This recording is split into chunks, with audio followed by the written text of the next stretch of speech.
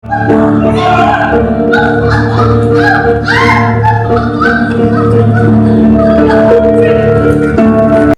থেকে সরাসরি নিউজ পাঠিয়েছেন দিলীপ গুহ এবং সাশ্রয় নিউজের পক্ষে খবর পড়ছি আমি তিথি সরকার। 2025-এ চলে যাওয়া 25শে আগস্ট বহুজন সমাদৃত লেখিকা তসলিমা নাসরিনের জন্মদিন উপলক্ষে রাজধানী দিল্লির মান্ডি হাউস সংলগ্ন শ্রীরাম সেন্টারে মঞ্চস্থ হয়ে গেল যাপন চিত্রনাট্যগোষ্ঠীর নতুন প্রযোজনা শোধ।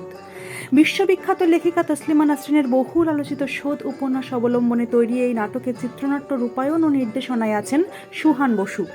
নারী জীবনের অন্তর্গত যন্ত্রণা, সামাজিক বাঁধন এবং আত্মমর্যাদার সংগ্রামের মর্মস্পর্শী কাহিনী দর্শকরা দেখতে পাবেন এই নাটকে। যাপন চিত্র দিল্লির অন্যতম খ্যাতনামা নাট্যগোষ্ঠী, ইতিমধ্যেই একাধিক সফল প্রযোজনা ও পুরস্কারে তারা সমৃদ্ধ। এবার তাদের অষ্টম প্রযোজনা শোধ হয়ে উঠেছে বিশেষ আকর্ষণ। তসলিমা নাসরিনকে তার জন্মদিনে শ্রদ্ধা ও ভালোবাসা জানাতে এবং নারীর লড়াইকে মঞ্চে অনুভব করতে নজর কাড়া দর্শক উপস্থিত ছিল শ্রীরাম সেন্টারে।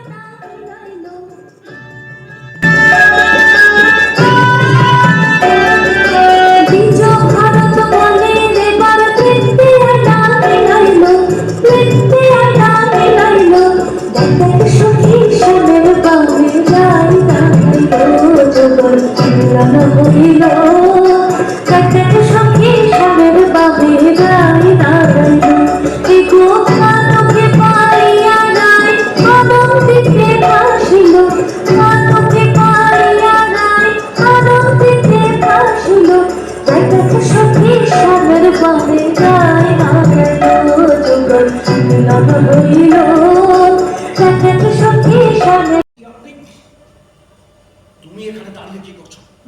যাও যাও, বাইরে গাড়িতে গিয়ে বসো, যাও।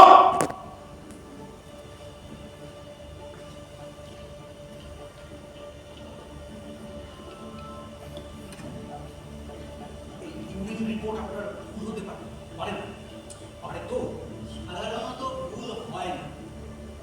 সন্দেহ হলে ব্লাড রিপোর্ট দেখবেন। Exactly blood report is more accurate. আমি ওই ব্লাড রিপোর্ট দেব। ওই আর এক বাড়িতে থাকলে একটু দেখা করতে হয়। আপনি যখন বিকেলবেলা বারান্দায় এসে দাঁড়ান, তখন আমি নিচতলার বাগান থেকে কেবল আপনাকে দেখি কেমন আছে বিষণ্ণ চোখে দূরে জানেন, আপনার নাম আমি রেখেছিলাম বিষণ্ণ। ওই বিষণ্ণতা বলে আপনাকে যে আমি কত দেখেছি। আমাকে দেখেছি? হ্যাঁ। ও মা, আমি তো শুনতে পাইনি।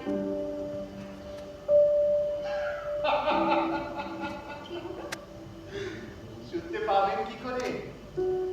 আমি যে মনে মনে দেখেছি। আপনি খুব ফুল ভালোবাসেন না? বাগানে হাঁটতে দেখেছি আপনাকে রোজ। আচ্ছা, ফুল কি কেবল আমি একা ভালোবাসি? আপনি বাসেন? ফুল কি না ভালোবাসেন? আপনি তো দেখছি বেশ সুন্দর রবীন্দ্রসঙ্গীত গান। ওই একটু একটু আর কি গান গাওয়ার চেষ্টা। আচ্ছা, আপনিও বুঝি খুব ভালো গান গান? গাই না, শ্বশুরবাড়ি এসে আর গাওয়াও হয় না, শোনাও হয় না। বেশ তো, একদিন আমায় গান শোনাবেন না? আমি কিছুদিন হলো ব্যাঙ্গালোর থেকে কলকাতায় শিফট করেছি। ওখানে ঠিক না ভালো লাগছিল।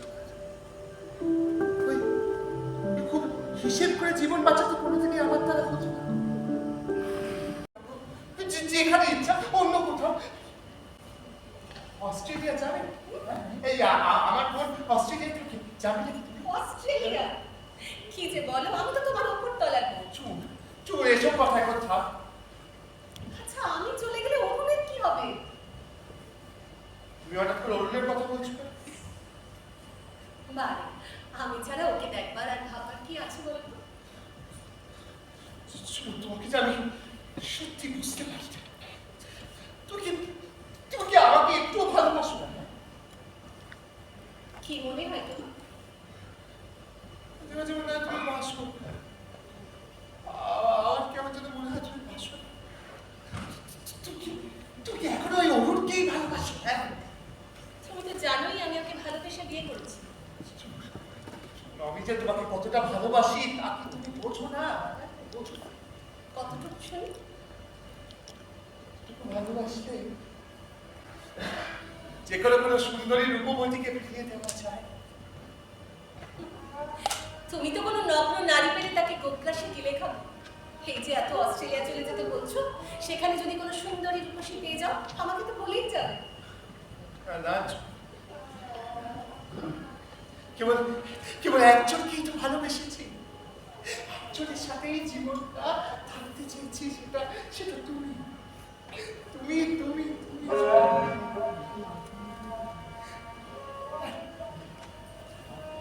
আর অন্য নারীর যদি কথাই বলো তাহলে বলি যে আচ্ছানি দেওয়ার লোক তো কম ছিল।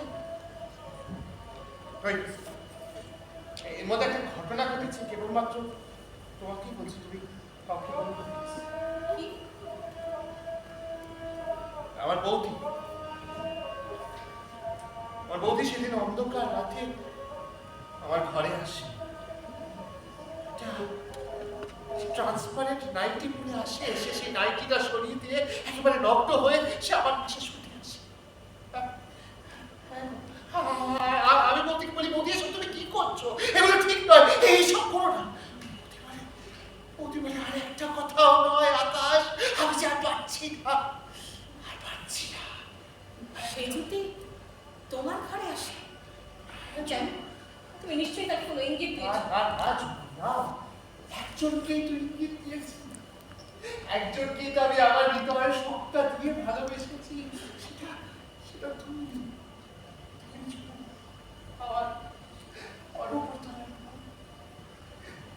সেই ভালোবাসার চিহ্ন কিন্তু আছে তোমার, ওই আচল দিয়ে ঢাকা রয়েছে। এই ডাকগুলো দেখে আমার স্বামী কি বলে জানো? এগুলো অ্যালার্জি, এগুলো হয়তো মিলিয়ে যাবে, কিন্তু তোমার ভালোবাসার ডাক যে হয়ে যাবে চিরকাল। তুমি যে আবার মস্তক একজন প্রেমিক, হয়তো কোনো অস্ট্রেলিয়ার নীলাঞ্জনা পাবে, তার তোমার এই হাতের ছোঁয়া, তোমার হাতের জাদু, আর এই ছবিগুলো দেখবে আর আমি জিজ্ঞাসা করবো না তোমাকে, ও কে?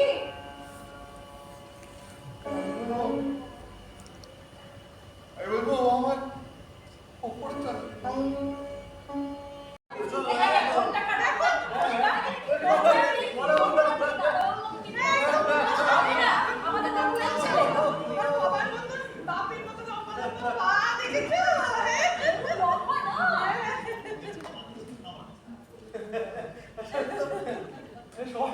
সবাই বলছে যে হবে না, হবে না। তুমি তো এটাই চেয়েছিলে, তোমার ছেলে তো তোমার মতোই দেখতে হবে। আমার ছেলে আমার মতো দেখতে হলে তো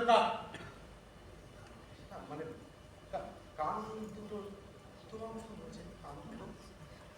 তাহলে স্বীকার করছো যেটা আমার ছেলে? প্রথম সন্তানটা বেঁচে থাকলেও হয়তো এরকমই দেখতে হতো, তাই না? আমার নামের সঙ্গে মিল রেখে ওর নাম রেখেছি রোয়ান। বলো খুব সুন্দর নাম। আমার নামের সঙ্গে দিলেই কিছু রাখবে না, না? ডাক নামটা অন্তত আমাকে রাখতে দাও। আমি ওর নাম রাখবো আনন্দ। ঠিক আছে, আনন্দ আনন্দ আনন্দ। ঝুমুন, তুমি তুমি আমার জীবন সার্থক করে দিয়েছো। কি করে?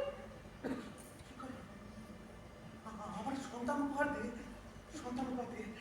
তুমি আর কতদিন এরকম বাড়িতে বসে থাকবি সেটা বলো তো আগে, না? আচ্ছা, আমি, বাবা, মা সবাই তো রয়েছি, তুমি কেন অফিস যাচ্ছ না আমি তো বুঝতে পারছি না। আমাকে আর কিছুদিন থাকতে দাও ঝুমুন, আমি ওর সঙ্গে সময় কাটাবো কি করে? আমাদের ট্রেনিংসের নাম বলতে রেখেছি আনন্দ ট্রেনিংস। তোমার ইচ্ছা, তোমার ব্যবসা, তোমার বাচ্চা, তুমি নাম রাখতে পারো। বাবা, এই এনভেলপটা কিসের অনুমান করছো? শ্বশুরের সামনে এটা আমার চাকরিতে জয়েন করার কাগজ পাবো। আর আসলে ক্লাস 12 এ একটা স্কুলে ফিজিক্স পড়ানোর জন্য বলেছে। রাজাবাজার সায়েন্স কলেজের পাশে বেন্টিং। আজ থেকেই জয়েন। বাহ দিদি, শাবাশ। আমি জানতাম দিদি, আমি জানতাম দিদি তুই বদলাতে পারিস না। বাহ বাহ, সব কিছু গোপনে। হ্যাঁ গোপন। আমার আবার কিছু কিছু কাজ গোপনে করবার অভ্যেস আছে না। কিন্তু বৌমা বাচ্চাটা কেন? বাচ্চা হলে কেউ চাকরি করে না নাকি মা? বাড়িতে তো সবাই রয়েছে না। তাছাড়া দরকার পড়লে একটা আয়া রেখে দেবো। আর স্কুল থেকে এসে আমি তো কি দেখাশোনা করবোই। আর আর বাচ্চা যখন বড় হবে, যখন স্কুলে যাবে, তখন তখন না হয় ঝুমুর ওকে স্কুলে দিয়ে অফিসে যাবে, আবার অফিস থেকে ফেরার পথে ওকে নিয়ে ফিরবে। কি বলো, আমার তো মনে হয় না তাতে কোনো অসুবিধা হবে। কি বলিস ঝুমুর? না, বৌমা, চাকরি করাটা কি খুব দরকারি? হ্যাঁ, খুব দরকারি গায়ে বসে। বাচ্চা হয়েছে বলে তো আর অরুণ চাকরি বাকরি ছেলে বাড়িতে বসে থাকবে? অরুণও চাকরি করবে, ব্যবসা করবে, বাইরে যাবে, সংসার করবে। তাহলে ঝুমুর না কেন? ঝুমুরও স্কুলে চাকরি করবে, আবার সংসার করবে। তাই না? মা, তুমি সারা জীবন যা করেছো, তোমার তোমার পছন্দের কাজ করেছো। আমি কোনোদিন মানা করি না। তবে একটা কথা বলি, যা করবে নিজের ব্যক্তিত্বটাকে ঢেকে রেখে, মেরুদণ্ডটাকে বাঁচিয়ে রেখে। এরপর তো বাচ্চাটাও তোমাদের জীবনে চলেছে, এবার ওকে নিয়েই তো চলতে হবে। এইভাবেই এগিয়ে চলুক জীবন। তোমার আদর্শ থেকে আমি কোনোদিনও বিচ্যুত হইনি বাবা। আমি সারা জীবন তোমার আদর্শ মেনে চলেছি। আমি জানি অরুণ, এই চাবিটা তুমি বরং রেখে দাও। আর বাড়ির চাবি দরকারি কোনো কাজে লাগতে পারে। রাখো।